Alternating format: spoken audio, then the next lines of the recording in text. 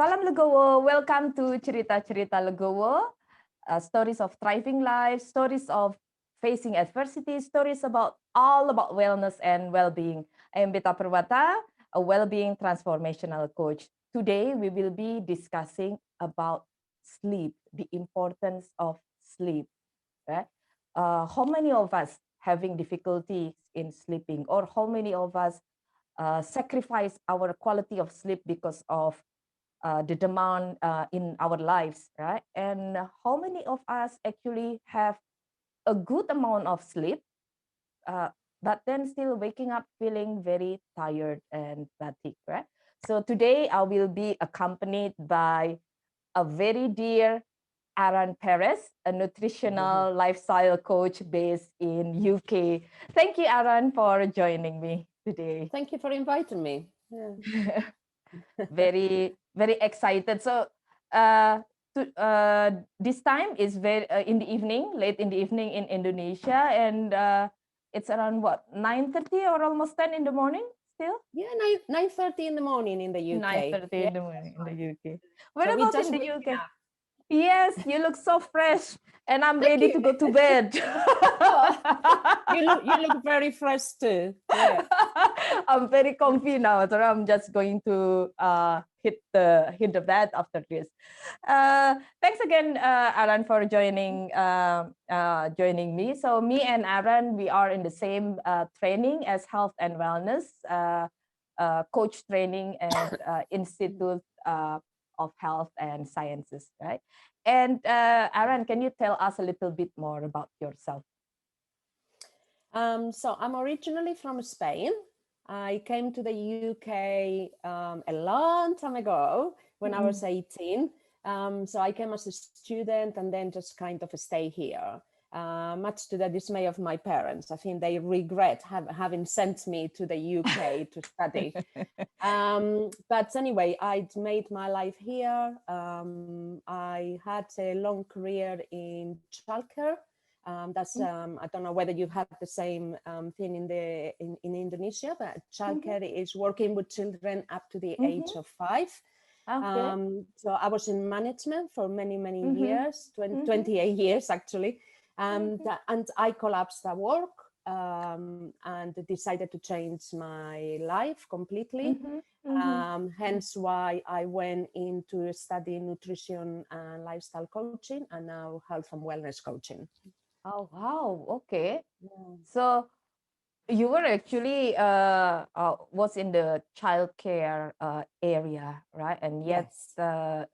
the I'm not really sure because I'm not familiar with the industry itself, but the demands of the industry actually lead you to the To the hit collapse like a and collapse. yeah, Yeah. I suppose it's the stress. It's very stressful looking after other people's children, Mm. but it's not just looking after the children. It's Mm-hmm. being in charge of a large Yeah. staff team. Yeah. It's all the safety regulations that you Yeah. have to Mm-hmm. comply with.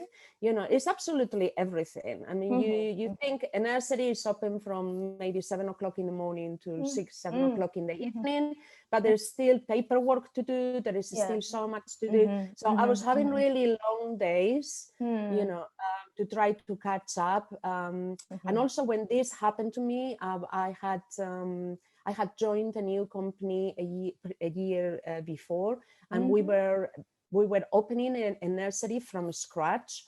mm, So there mhm. was a lot of stress involved Yeah. in all that. Mhm, Um, I'm a person that I get up really early in the morning, mhm, so mhm, mhm, there were loads of things that contributed to me ending up collapsing mhm. and having to review my life. But yeah, work was the real cause for it. Yeah, the main factor, right, at that time, yeah. And Absolutely. so you say that now, before this health and wellness coaching, you are actually getting a qualification and already a qualified nutritional and lifestyle coach. So what is this nutritional and lifestyle coach? So as a nutritional lifestyle coach, I help people live happier, and longer and healthier lives through long-term changes to their food and to their lifestyle.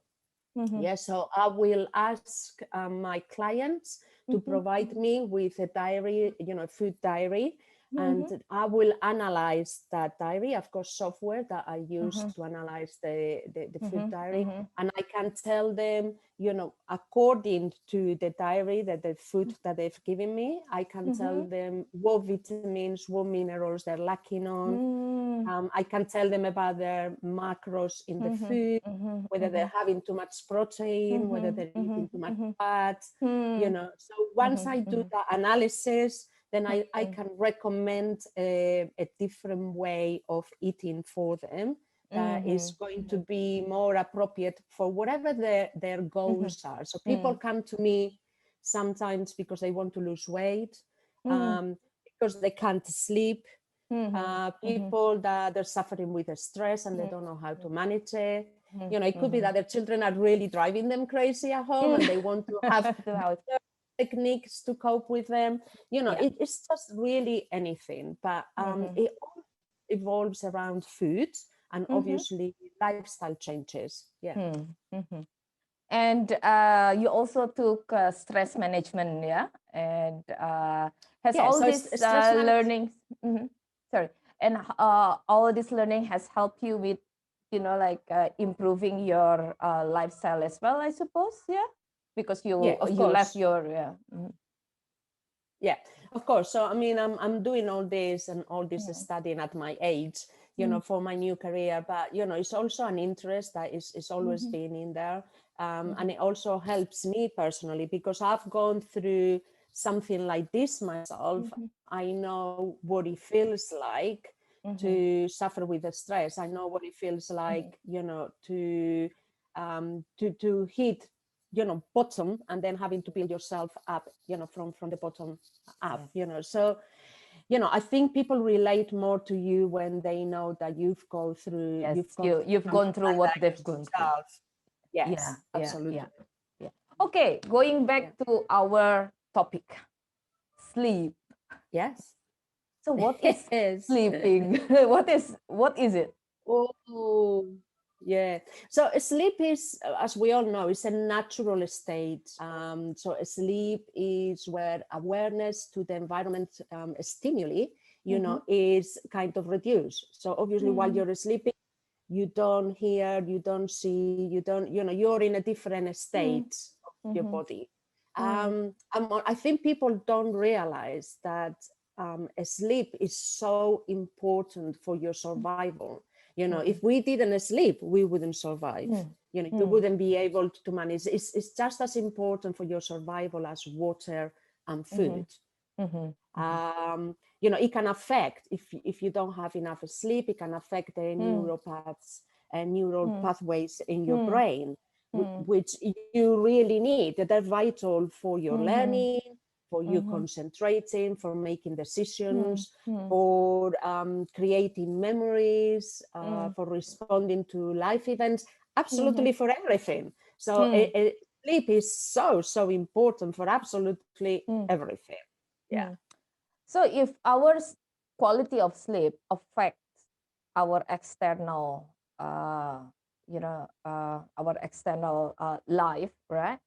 And also impact our impact us internally, can actually the external factor affect the quality of sleep itself, like nutrition? Let's say what you eat, what you do. Absolutely. Absolutely. There is loads of external factors that can affect your sleep. There is external factors as well as internal factors, because obviously if you're not feeling well, if you're taking medication, say, the medication is an external factor, but you're taking medication because obviously you're in pain, so being in pain can affect your sleep, but also the medication itself can affect your sleep. The food that you eat, so the drinks that you have, we all know about caffeine will keep you awake. because it works with your cortisol, the cortisol in your body, so it will give you a hit, and all of a sudden you say, you feel, I'm ready to take the world, I can't go to sleep now, I've got too much energy. So, what you eat, what you drink, the light, so the environment, in which you are. So if you are in a very, very bright room, you're more likely not to fall asleep with so much ease, so we always say, when people are going to go to bed, half an hour or an hour before, start dimming your lights, make sure that the temperature in your room as well is cool. Because if you're too hot, you're going to be too bothered and you're not going to be able to fall asleep. If you're jet lag, if you're a person that travels a lot, and you go across different timelines, that's going to affect your sleep. If you're a shift worker, that's going to affect your sleep. So there are so many factors that can affect your sleep. Stress, depression, so much. Yeah, so see, different people sleep, differently, right? In a way, what I'm saying is that, like, so I have friends that we have a different habit, right, or in sleeping, and Yeah. we actually say that each of us feel that we have good quality of sleep, right? Even though one person would sleep very late, right? And then another person, another friend is a very light, what do you call it? A light sleeper, right? Like, like they Light get, sleeper, yeah. they get uh, kind of like disturbed or, like affected even by small things, right? And yet we will be waking up feeling very fresh, right? And there will be a friend that has, that sleep for 8 hours and still waking up, feeling very tired. So, in principle, Yes. what is it that considered a good quality of sleep? As you say, each person is going to have their own interpretation of what good sleep is. I used to be, most of my life, I've kind of slept about 4 or 5 hours every night. And I was able to function, absolutely fine. And if you ask me if I was tired, I wasn't tired. I would get up at 5 o'clock, go to the gym at 6, being work by 7:30, 8 o'clock, work for 12 hours, come home, cook, do what I had to do, and then go to bed and sleep. Sorry, the sun is coming out in front of me, and I can see the blinds. Yes, I can see that. And you have all these lines across. Yeah, like that. Yeah, so I wasn't expecting the sun to come out, so my blinds are half Yeah. open. So yeah, so yeah, sleep is very individual, but what is considered to be a good sleep is, when you sleep between 7 to 9 hours a night, that's one of the factors that is going to give you good sleep. I think in the old days, people used to sleep longer. They used to say that you needed 9 hours of sleep. I think most of us nowadays, sleep an average of 7 hours. But between 7 and 9 hours is fine. What else? So you need to sleep within 20 minutes of going into bed. So your sleep needs to cover the 5 stages of sleep, and most of us wouldn't probably know about that, but there is 5 stages that you go through when you're sleeping, and we go through those stages about 4 or 5 times a night. So it's those 5 stages is it takes about 90 to 120 minutes. So if you go through 4 of those in a night, you'll sleep around 7 to 8 hours. All right. So Okay. yeah, so those yeah, so those stages of sleep is your transition to sleep, isn't it? So the first stage is when you're transitioning to sleep, then you go into a light sleep, and then you start going deeper into your sleep. Deeper, So yeah. you, Mhm. yeah, and then you go into a really intense sleep before you go on to the sleeping stage. I And see. that's why sometimes when you wake up, you know, you remember your dreams because you've woken up at that stage when you were sleeping. Yeah, Mm. so you haven't finished your cycle yet. You know, you Mhm. woke up before you completely finished the Complete the cycle. cycle. All right. Yeah, Okay. yeah. Do you want to adjust your blind or? Thank you. Is it okay? All right. Okay. Uh, so you said that, like 20 minutes once we get to bed, right? Then we should fall asleep, and otherwise then do something, some relaxation, right? That Yeah, condition ourselves to yeah. get, like So, for us to so, actually so fall asleep. Yeah.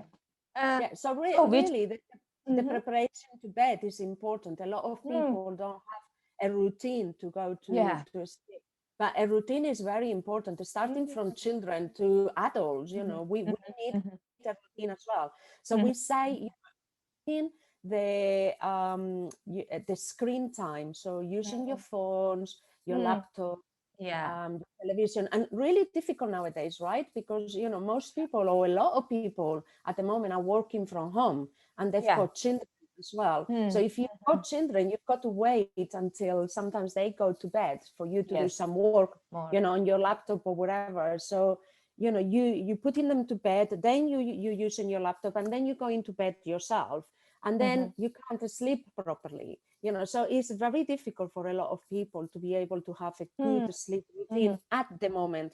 But then there is other things that you can do. So we'll talk about relaxation exercises, mhm, deep mhm. breathing exercises, Yeah. Yeah. meditation, you know, Yeah. reading, you know, etc. You know, Yeah. having a glass of warm milk, you know, that Mhm. used to be my mom's favorite thing when we were small and she wanted us to go Mm. to bed. You Because know, of she used to give us, you know, a glass of warm milk, right? And in your head, even, you know, it symbolizes, oh, it's time to go to bed. So for a Uh-huh. child, you know, it's Uh-huh. preparing you for that Really. next Yeah. state, Yeah. you know. Yeah. So I don't know whether it does or doesn't work. You know, the studies show that milk does work, Yeah.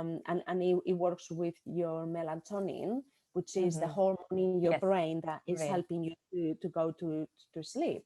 Mhm. But psychologically, I think it works as well, especially for children. You know, it's just announcing, hey, you know, time for you to Yeah. relax, you're going to go to bed in a minute, you know. So It condition yes, ourselves, right? Our mind and our physical body also kind of like get conditioned to that. So when absolutely. that happens to me also, like when I want to go to sleep, then I do condition myself that way. I put a proper, like sleeping attire, Exactly. switch Yeah. the lights off.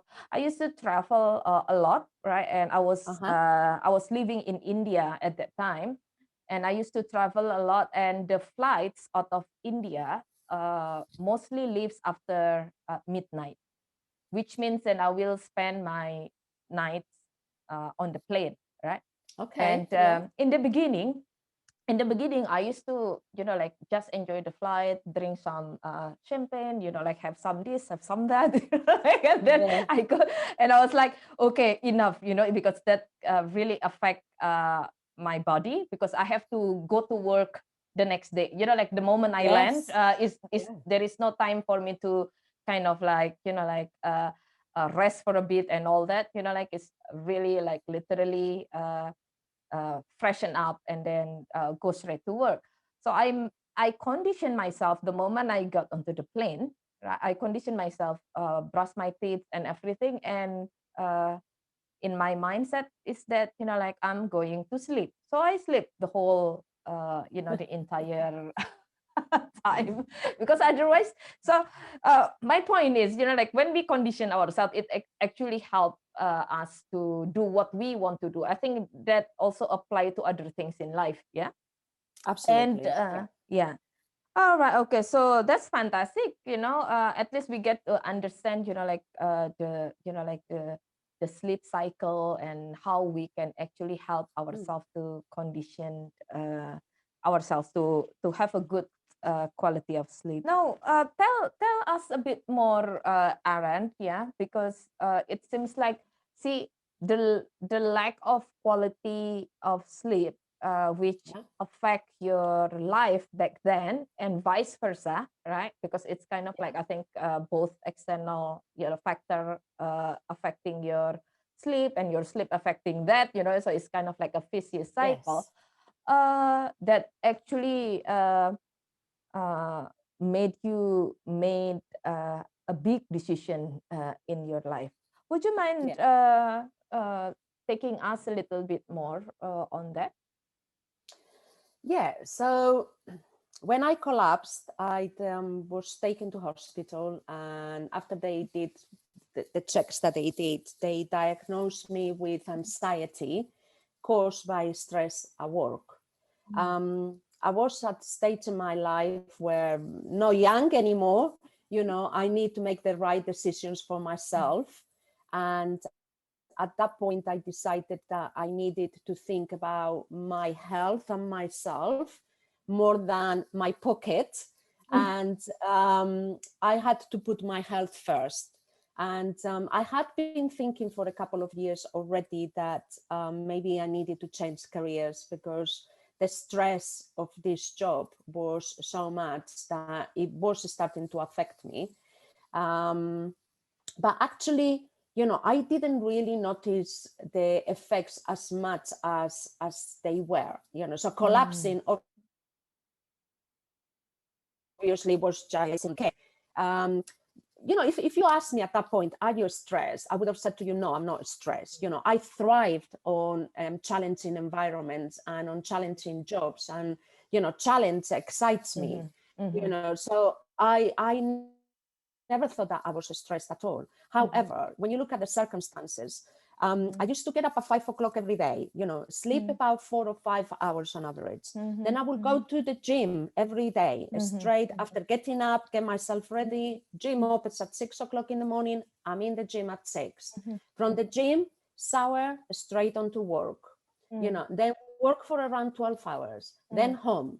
You come home, you're still working because you still have to do your cooking, arrange your family, whatever it is that, deal with everybody, whatever it is that you need to do.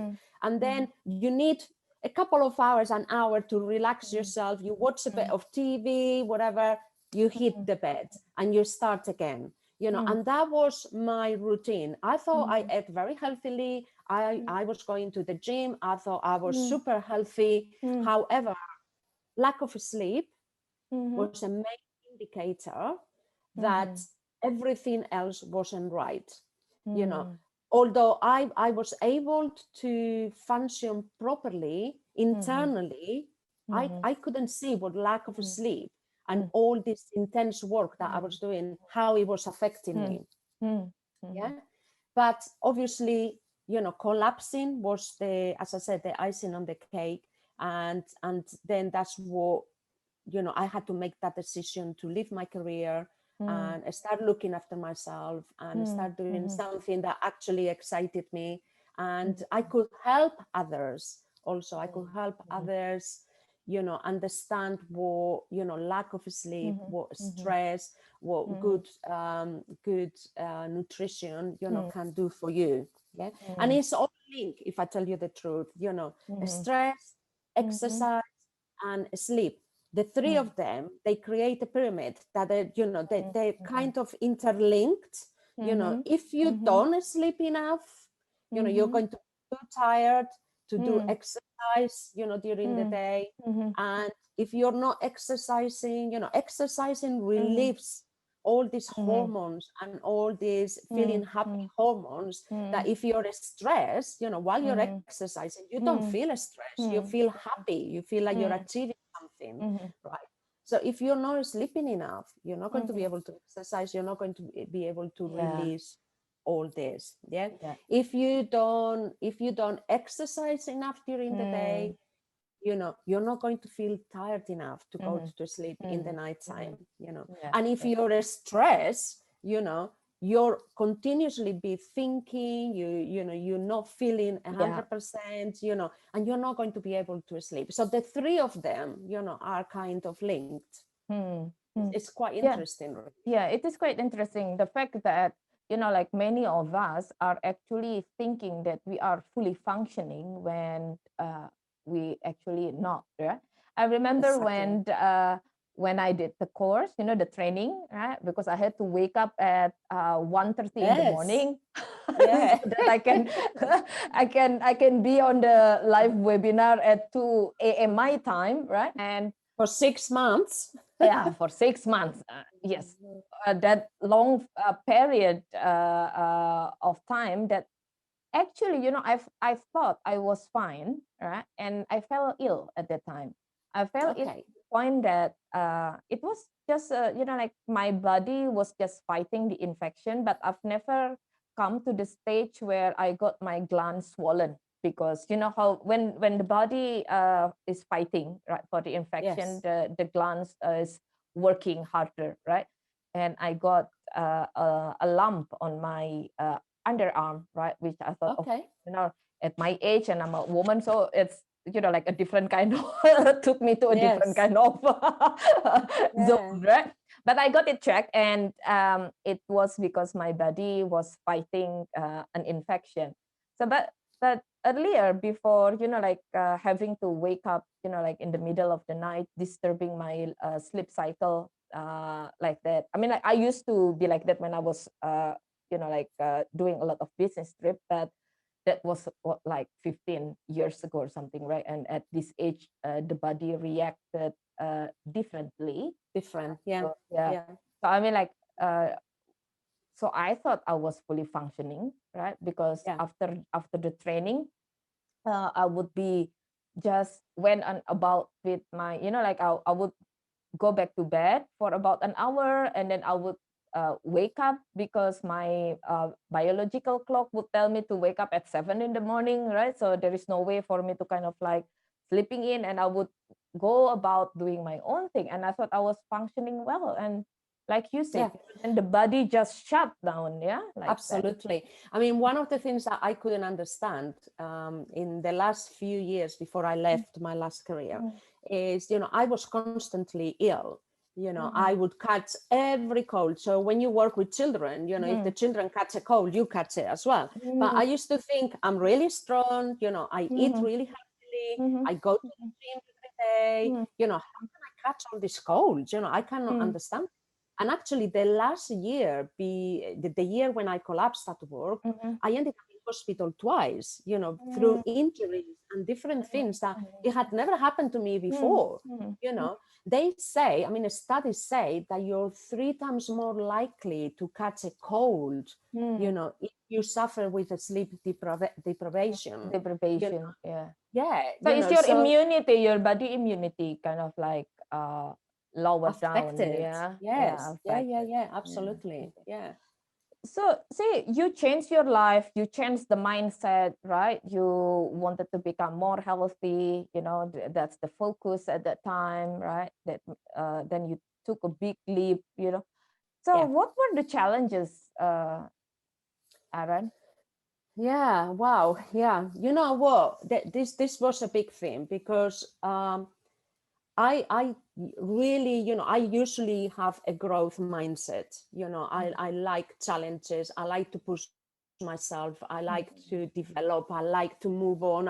I'm a person that I'm continuously learning and studying, but it was very difficult. This stage was very, very difficult in my life. I'm at an age where people don't tend to change careers Mm. when you're reaching this kind of I'm kind of reaching the end of my career life. No, I'm not 20 anymore.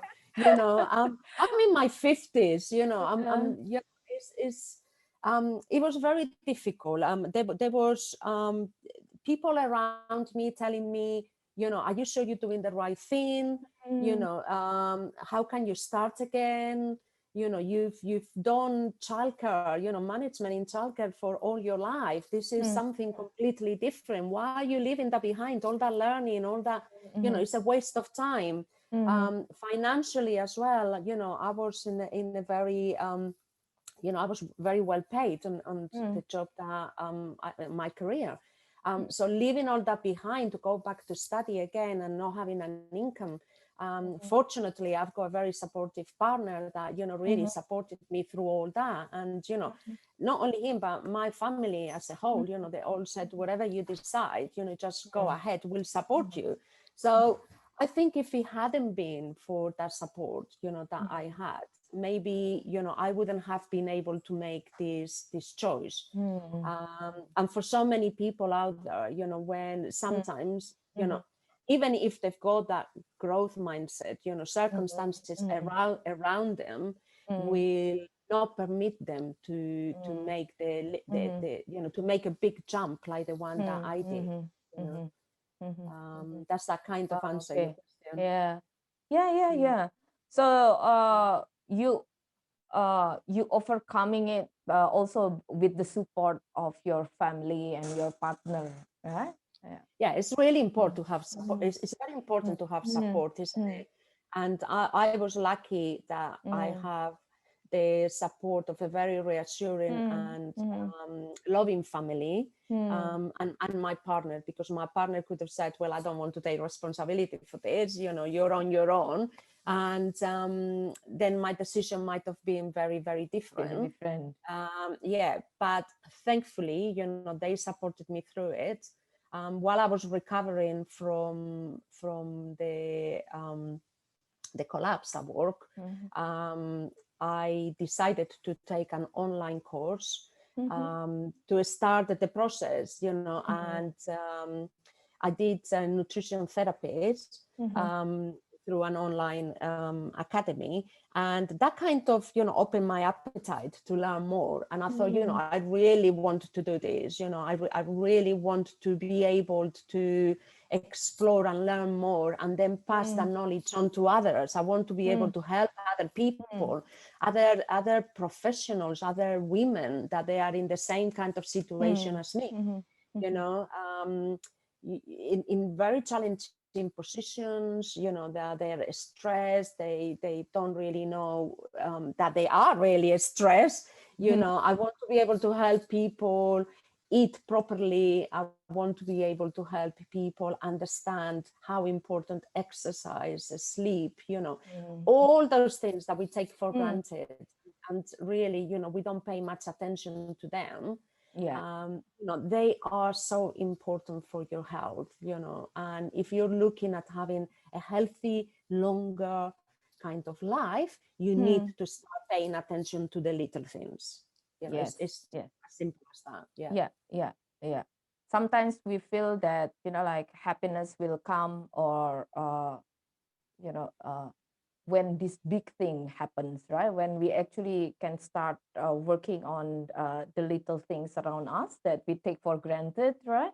Even the way we breathe, right? Something that we take for granted, even the way we breathe can actually help us improve our sleep, our well-being, right? And all those things. So talking about, sorry. No, I was just going to say, when you're young, you don't really understand, that the most important thing in your life is going to be you. You need to look after you, to be able to look after others. But also, if you don't look after your body, if you don't look after yourself, you're not going to be able to achieve all those things that you want to achieve, right? So, when you get to certain age, I think you start understanding those things a little bit more, and you start paying more attention to yourself. But hopefully the younger generation don't have to wait until our age to realize that. Hopefully.